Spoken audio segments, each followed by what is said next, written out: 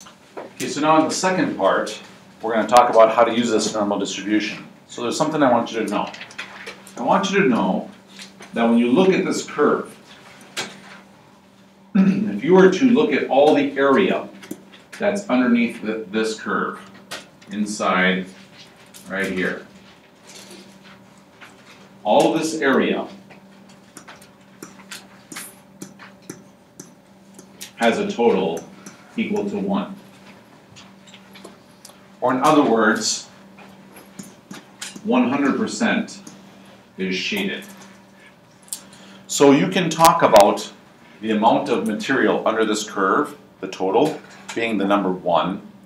You can talk about it as a area. You can talk about it as a what they call a proportion or a percentage. So those three words, area, percent, and proportion, are all referring to the area under the curve. So if you see the word area, percent, or proportion, it's referring to the stuff under the curve. Just so you know.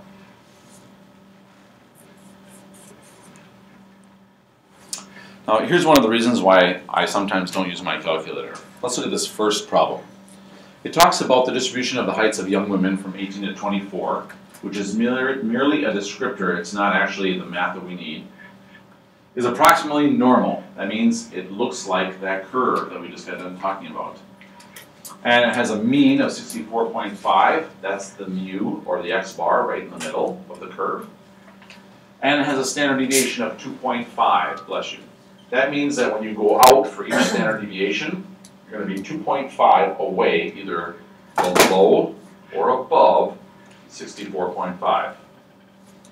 So in the problem, in part A, when it says sketch the normal curve and label where the mean and one standard deviation are, here's what you do. You draw a horizontal line and you draw a normal curve. In the middle of the normal curve, you're going to put the average. The average, they tell us, or the mean, in other words, is 64.5. But they also say we should go out one standard deviation. And we know that happens when my curve changes. So that's right about there. And I'm going to need to go left and right, so the other one's maybe right about there. And in order to go to the next part, I know that I need to jump one standard deviation. How much is one standard deviation? 2.5. So if I add 2.5 onto 64.5, I get 67. And if I subtract 2.5 from 64.5, I get 62. And what I've done is I've shown a normal curve and I've labeled where the mean and where one standard deviation is from the mean. Questions about that? Did I answer the question?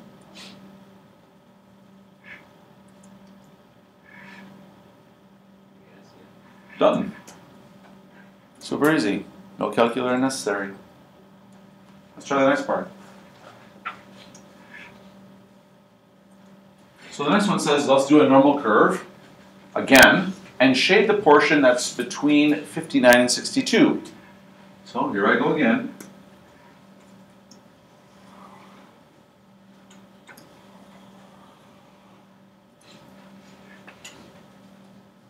There's my normal curve. I already know that if I'm talking about these deviations, that right in the middle was 64.5. One standard deviation to the right was 67. Oh, I don't need those, do I?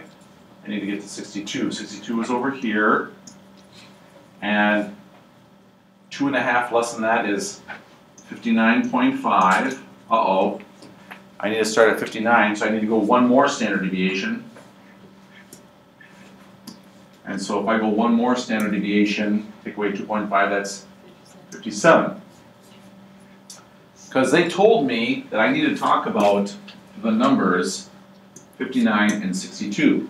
So I better see numbers that are on either side of those, or at least where those numbers are, when I draw my normal curve. So here was my mean again. Maybe it might be a good idea for you to draw a bar going all the way up to the top so you know where the halfway point is. That might be convenient. Help you see things. And then what they want me to do is to shade between 62, here's 62, and 59, which should be just to the left of 59.5. And if I shade, all they're asking me to do is this.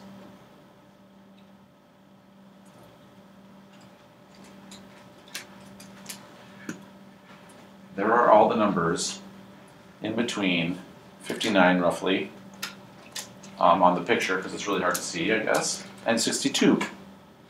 And you can't really do that better on a calculator as far as like the sketch itself.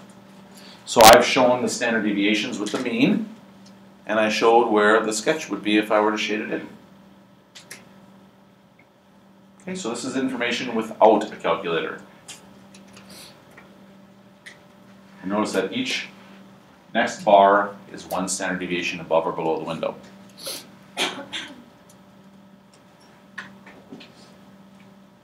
Okay, questions? Now you might recall that I wrote down some weird crap earlier for your calculator.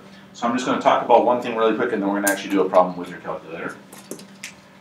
So you don't have to flip back or anything, but I just want to show you this. Remember how I said minus 3 standard deviations and plus 3 standard deviations? And I said it's mumbo jumbo right now. In this picture that we just got done with, here's my mean, and here's 1, 2, 3 standard deviations away. So that sigma, in this case, was 2.5. And the mu was 64.5. So if I were writing some things down, just to kind of, for example, here I know mu is 64.5 and sigma is 2.5. And so if I was talking about, just as an example, mu minus 3 sigma, that means I'm taking 64.5 minus 3 times 2.5, or in other words, I got the number 57 when I did that on my calculator. And so what they were trying to tell you in those notes that are a reference is that when you're in your calculator, which is what we're going to do next, and you want to go to your window to see what's going on, you want to go 3 standard deviations to the left for a number, for x min, and 3 standard deviations to the right for x, for the max. And the reason is, we're going to learn on Monday, is 99.7% of all information falls within those 2 categories. 3 to the left and 3 to the right. Stand up, sit down, fight, fight, fight. So let's try our calculator now. So grab your calculator if you haven't already done so.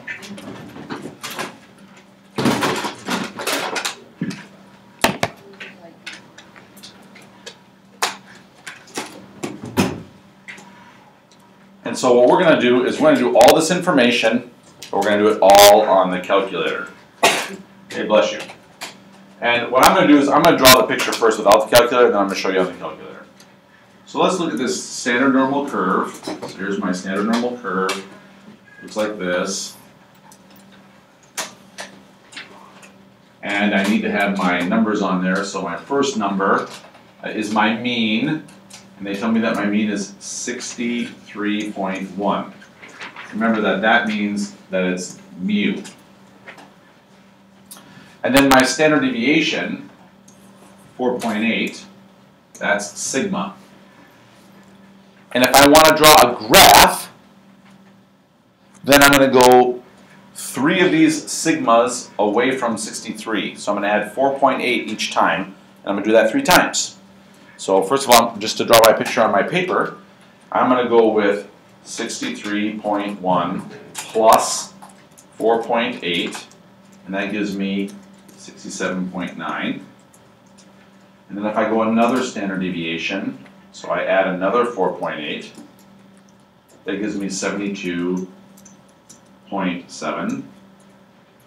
If I go another standard deviation, which I My graph doesn't do a very good job of illustrating. I get 77.5. And of course I can go the other way, 3 standard deviations. So I could go with 63.1 minus 4.8, and I get 58.3. And then I can subtract off 4.8 again, and I get 53.5. If I subtract off 4.8 one more time, I get 48.7. And all this is doing is showing you a window that when you graph it, you can see just about everything. Don't forget that the mean is right there. And what they want to know in this piece of information is what proportion represents the runners between 70 and 60 or 60 and 70. So I don't know exactly where that is looking at this picture. Again, it looks like 60 is somewhere in here and 70 is somewhere in here, and I want this stuff.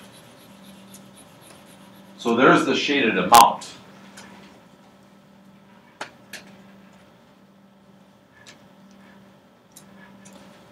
Because 60 is somewhere between 58 and 63, and 70 is between 67.9 and 72.7. Now, that doesn't really help me with the next couple questions, though, like what proportion. So the word proportion, remember, means the same as percent or area. So now what I'm going to do is I'm going to show you how to do this thing on your calculator.